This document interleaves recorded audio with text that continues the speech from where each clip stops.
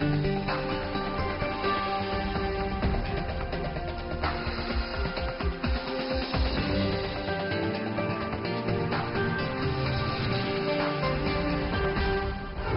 today's World Insight, the prognosis on the coronavirus spread from a renowned virus hunter, Dr. Walter Lipkin, and the tourism industry feels the heat of the viral outbreak, the Trip.com CEO on how the industry copes.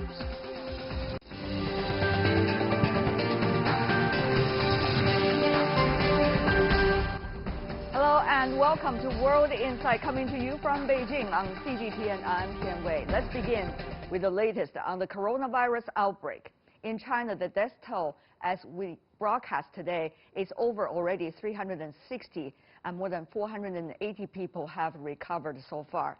The number of total confirmed cases in the country has surpassed 17,000.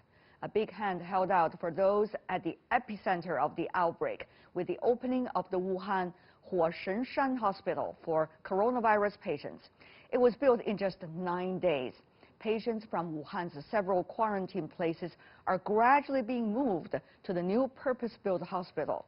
Outside China, the virus has spread to over 20 countries, with a total of over 150 confirmed cases. Could the outbreak peak soon? Can we determine the ultimate source of the virus? Is there a cure in sight, at least in the near future? With these questions in mind, I talked to Walter Ian Lipkin, John Snow Professor of Epidemiology at the Mailman School of Public Health of Columbia University. Professor Lipkin is one of the world's leading virus hunters. Recently, he came to China at the invitation of Chinese authorities to help in efforts against the novel coronavirus. What's his prognosis and prescriptions? Let's listen in.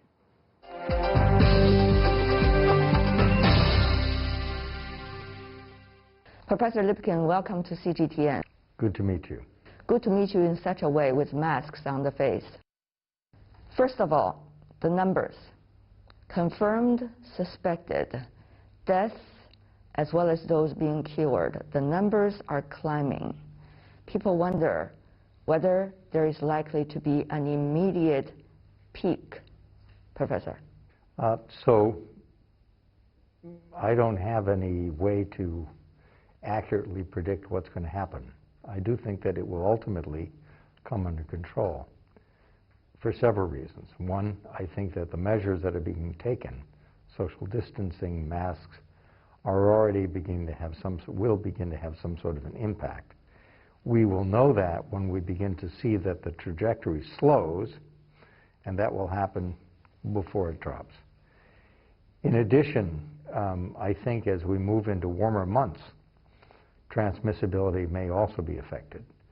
We know, for example, from influenza, which is another respiratory disease, is that when temperature goes up and humidity goes up, that droplets, which are normally passed from person to person or from animal to person, as the case may be, they get heavier, they travel less efficiently, and as a result, you can also see a reduction in transmission. So I'm optimistic that if we continue on the current course, that we will be able to see a reduction in the frequency of disease. But the increasing numbers these days is more than 20% if you look at it on a daily basis, which means the number is still climbing in quite a dramatic way. As we're expecting people coming back from the so-called Spring Festival holiday, a lot of traveling as well. So another possibility of outbreak. Professor, your take? Yes, I agree. I think that there is a huge risk associated with people returning, and that we may also see, as you said, an uptick again in these numbers. Changes in the climate, changes in the season, that will probably have an impact. And in addition, when people are no longer congregating indoors where there may be greater opportunity for transmission, and again, the social distancing, which has been, I think has been effective. So you can say it has not stopped all transmission, but it may have slowed it. Professor Lipkin, help us to understand, under a health crisis such as now, how should the numbers be counted? What is the international practice, if there is any? And how is the test kits function, which you helped to come up with during SARS? And whether the test kit is the ultimate answer to any diagnosis, Professor? Yes, it is important to have accurate numbers. This is the only way you can forecast what is going to be important, and you can estimate the burden of disease. The test kits themselves have to be very closely monitored to make sure that they perform in an accurate fashion. And whenever you have a new disease, particularly a disease that's increasing with this frequency, the demand for accurate test kits may actually outstrip your ability to build them. So what you try to do is you try to make sure that you have a kit that may not be the best for epidemiology, for figuring out how many people are getting infected and so forth, but will at least allow you to say, this is a person who is infected, this is a person we need to be worried about. So I think all of these different academicians and governmental officials are all working under very, very difficult circumstances to try to figure out what the burden of disease is and how best to respond to it. We are working with team leaders in Sun Yat-sen University and elsewhere in trying to develop test kits that will not only say this person has an infection or doesn't, but a false, your ability to say that somebody doesn't have this disorder will be greatly enhanced if you can find something else. So when somebody comes in with a respiratory infection and you don't find this coronavirus, does that mean that you missed the coronavirus because there was a problem with the test? Or does it mean that in fact they don't have that infection, they were infected with something else? So if you use an assay called a multiplex assay that simultaneously detects for other things like flu, and if you don't find the coronavirus but you find flu, then you're much more confident in the accuracy of your negative, right? So it's important that, you know, people rely on tests that they really understand. And these have to be manufactured to a very rigorous standard.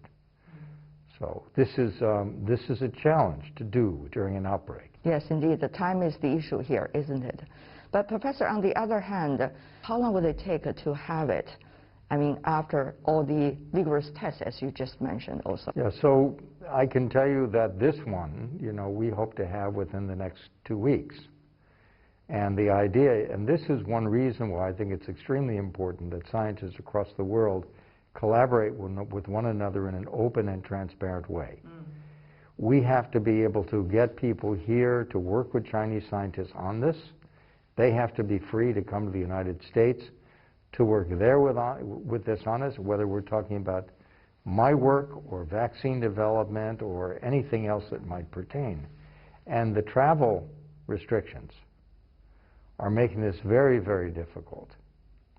So for example, I am leaving to return to New York on Tuesday, which is the 4th. You know, on the 4th, it's the last flight on United from Beijing to the New York area. If they move it up, then I don't know how I get home and do my work. And I run a very large team there, and I have to be there to run them. I can't do it remotely.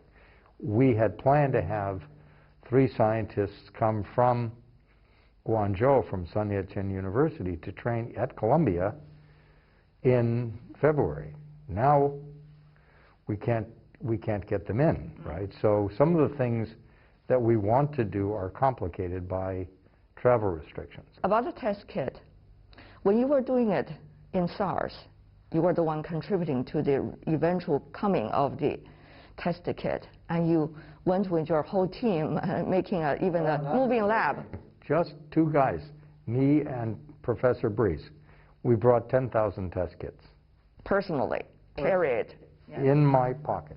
Tell me how a test kit is being developed. What is the process? What you do is you look at the sequence of whatever it is you're trying to find, whether it's a bacterium or a virus. You look for unique sequences which you can then attach something to, right, which is called a primer.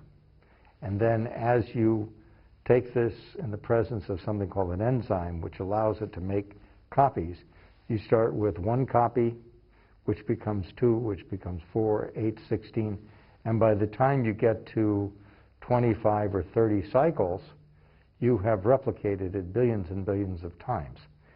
Then you use very sensitive dyes that can bind to a specific sequence inside of whatever it is you've multiplied, and you read that, and because you have a notion from work that you've done with standardization, how that compares with the number of copies of what was present. That then tells you what was in a sample. You can do this with multiple different targets. You can do this with flu, you can do this with bacteria, you can do it with coronaviruses. It's not something that I invented, it's something that we use. The technique was originally developed by a Nobel Prize winner named Mullis, who died last year. But this is a very, very useful technique that people use. This is here in China, there's no question about that. What we will be contributing is something a little bit different. We have a special dye that increases the sensitivity, and we have some ways in which we can tweak it that we think are very, very helpful. Now, there are also efforts that we're undertaking to develop antibody tests. The point of the antibody test is that it allows you to see the history of infection, not only what somebody's infected with now, but whether or not they've seen this or another infection in the past. The reason this is important is that I think that as we begin to use the antibody tests, we're going to find that there are people who've been exposed who developed an infection but never really manifested in such a way that they went into that official count. As we identify more and more of these people, I predict that we're going to find that the outbreak was even bigger than we know, and because it was bigger and many of these people weren't counted, the mortality rate and the morbidity rate is probably lower too. So we are probably undercounting the number of infections and probably overestimating the percent of severe disease. All right. So this really brings us, Professor Lipkin, to another important question, is how much do we know about the virus?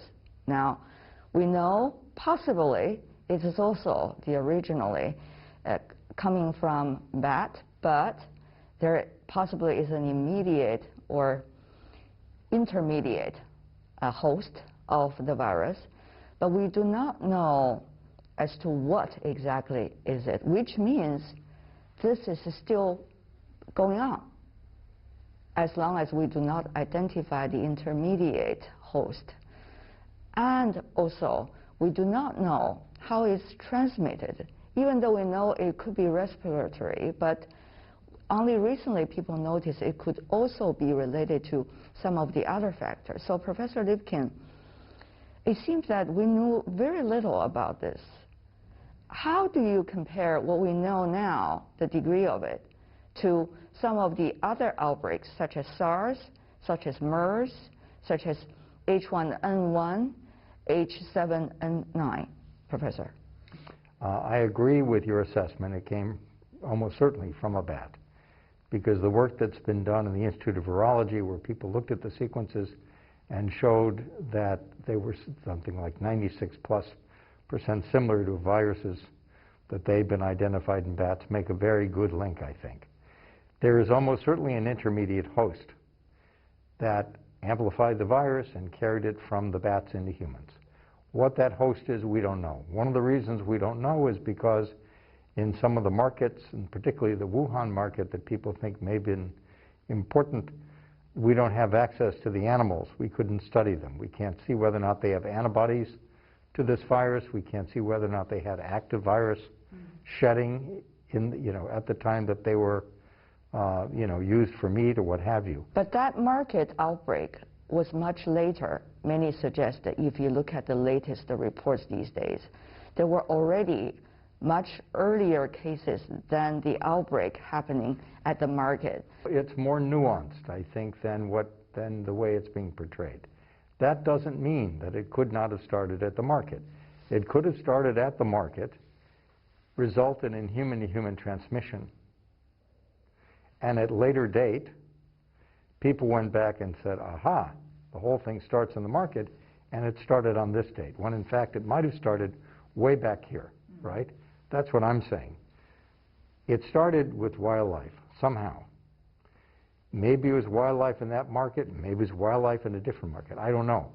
But my guess would be that it started in something like that. A wildlife market, somebody came into contact with wildlife who became infected. It then amplified, right, someplace in humans, and then became better adapted, and is now spreading human to human. Now I absolutely agree, human-to-human transmission is the problem, and this is what we need to address. There have been certain drugs people have been talking about, you know, whether it is Chinese medicine, which has become quite an interesting phenomenon, and people suggest, even the China CDC suggests it's this rumor that they would cure the disease. It's only, in a way, helping to fight against the disease. Well, there's a lot of nuances in the language. And then there's also a German-made medicine, which I would not even remember the name, that's been circulating in the social media platforms, suggesting it is very useful. And so Professor, to you, should we grasp these opportunities, or these are, you know, unproved scientifically possibilities? At this point, when we do not have solutions, how should we face these possibilities? So I think that we do need to grasp opportunities. We just need to do it in a way that is scientifically and ethically sound. And that means that we have to identify people who are at risk or who have disease, and we have to discuss with the appropriate experts how a test can be done of the efficacy of these drugs. If we already had some particular sort of drug that we knew worked to some extent, that would be your baseline, but we don't have anything like that. So what we really need to do is to say, we're going to test this drug versus purely supportive care. And then we have to compare the morbidity and mortality associated with those two groups of people. And it has to be designed in such a way that it's going to be statistically powerful enough so that we can get information. This is difficult. Now, everybody wants to test their own drug. And there will be people who are motivated for the right reasons, and there are people who are going to be motivated for the wrong reasons. Right. So a few years ago, as you probably remember, this movie, Contagion, that I helped put together with Scott Burns, the screenwriter, and Soderbergh. And Soderbergh. And when we designed that, we had this figure who was played by Jude Law, right, who claimed that he had discovered this miracle drug, this forsythia, which was the same thing, I think, is what you're talking about. And I'm sure there are things like this that are being pushed now, too. During SARS, people were interested in certain types of vinegar, which clearly didn't have any impact. So just because somebody is motivated, and even if they're motivated for the right reasons, that doesn't mean they're in a position to direct a clinical trial. There are people who have this expertise here in China and elsewhere who know how to design these trials in a way that will give us real answers, and that's what we need.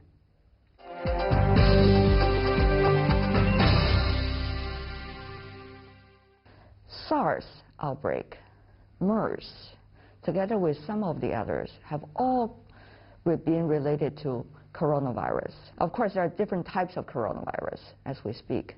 Are we seeing an increasing speed of various kinds of coronavirus becoming the source of pandemic in our world today?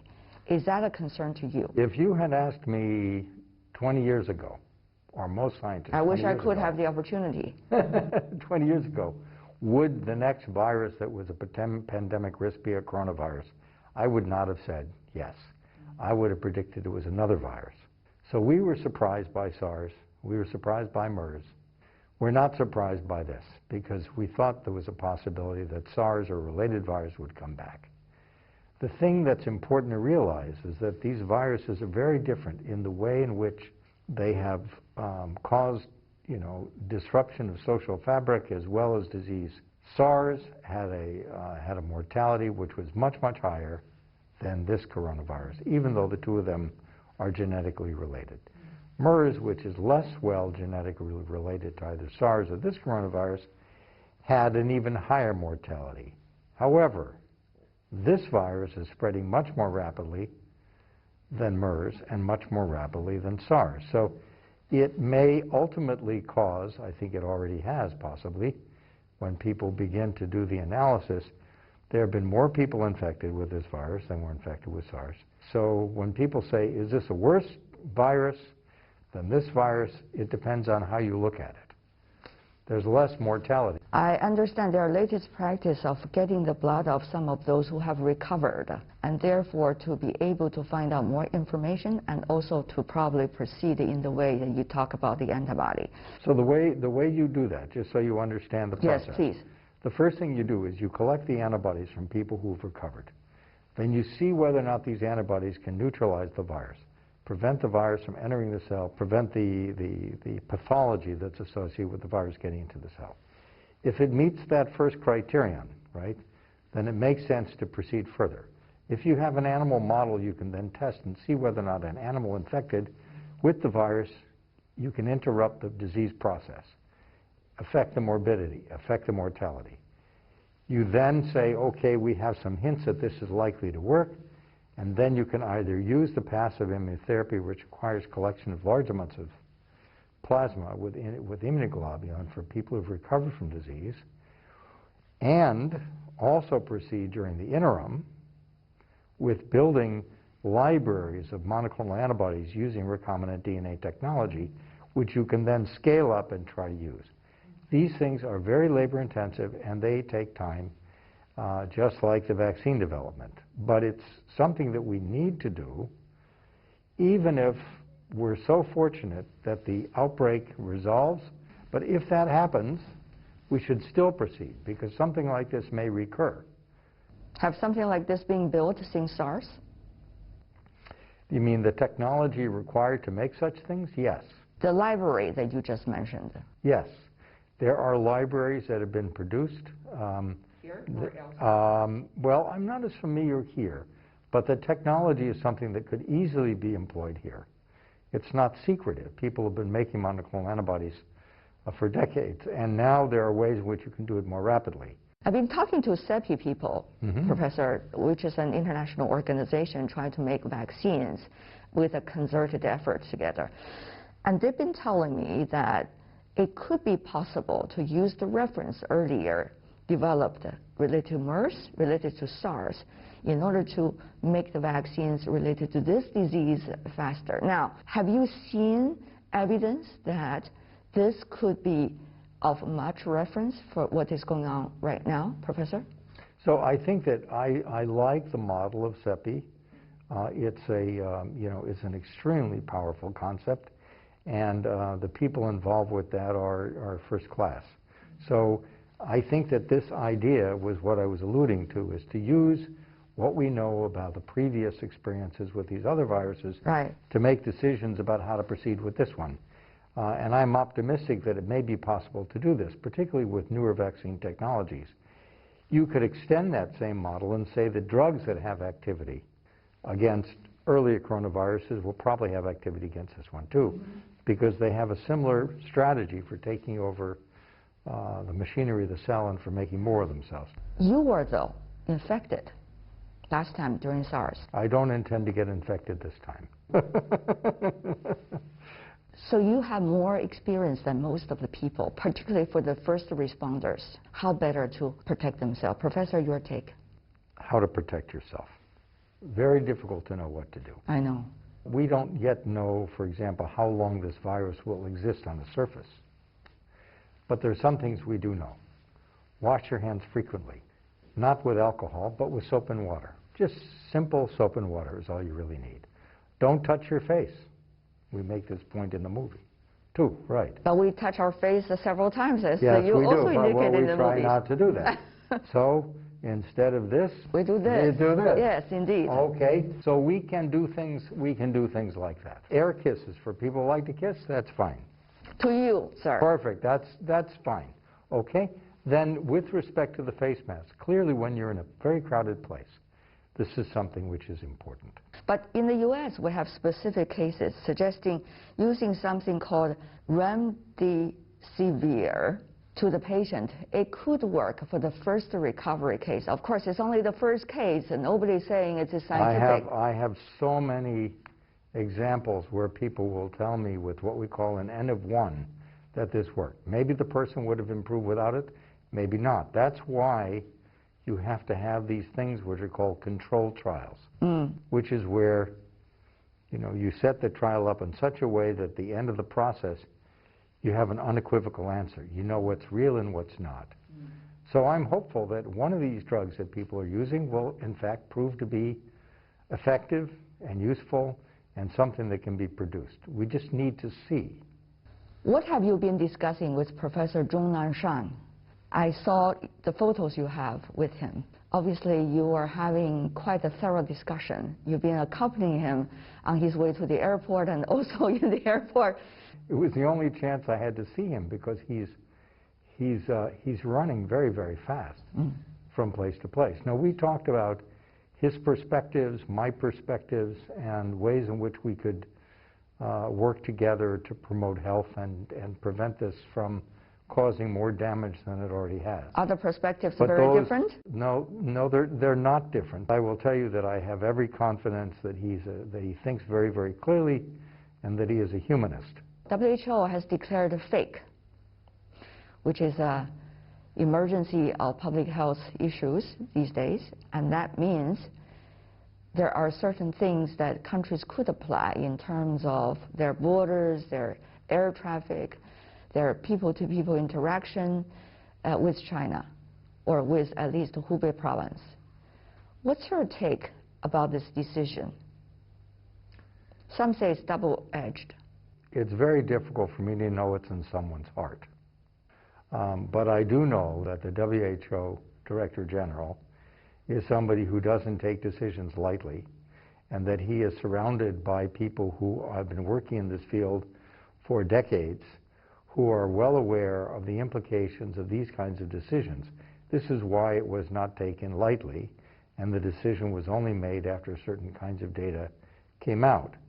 Now, if people abuse these kinds of decisions to pursue things that are beyond what he intended, there's nothing that I can or anybody else can do about that. But I do understand that it was a difficult decision to make, and that it was only made because it was a feeling that this had to be done to protect the people of the world. You should understand that WHO has really no power to enforce anything. What they try to do is make their very best recommendations, and it is very inconvenient, for example, for me personally, when I go back to the United States to go through the quarantine and everything else that is probably going to be imposed. But I have to work in this world, like you have to work in this world, and all we can do is the best good that we can do, and that is my focus, and that's why I'm here. I do not want to mention politics. Unfortunately, though, we do not only have a public health crisis going on, we also have a geopolitics crisis going on. So, Professor, are you concerned as a scientist that you are putting so much effort in helping China or the other countries in fighting against this disease? Are you going to be the most welcome person when you go back home? So I am very concerned globally about xenophobia. I cannot control any of that. I am not a politician. All I can do is try to make bridges between people and provide the very best advice that I have, and to do my research and to try to communicate with the public, which is what we're trying to do here. So, and we have, I have many friends who have been persecuted for various things, whether they're Rohingya or they're black or they're this or they're that. The fact of the matter is it's one human race, and I don't care whether you're American or Chinese. Are humanists still going to be popular at a time of crisis? You're the one who just came back from Davos. That's where all these very, very wealthy people are. I'm very concerned about information. So about 2 months ago, I was in Mumbai at what's known as the Mumbai Conclave. And this is a group of decision makers who were just like what you're talking about. And one of the things that I made, the arguments that I made in talking about viruses, and this precedes this current outbreak, is I said that misinformation and social media is like a virus, and it infects people, and it pollutes their minds. And people should not be getting their information from Facebook or from YouTube. They should be reading newspapers. They should be getting information from journalists who know how to separate fantasy from fiction. And this is a huge problem. It's a problem in the United States, and it's a problem here. It's a problem everywhere. Part of it is human laziness. They don't want to think about the problem. But we need to get as much information as we can about one another so we can act in an appropriate way. And there are viruses in social media, just like there are in the human body.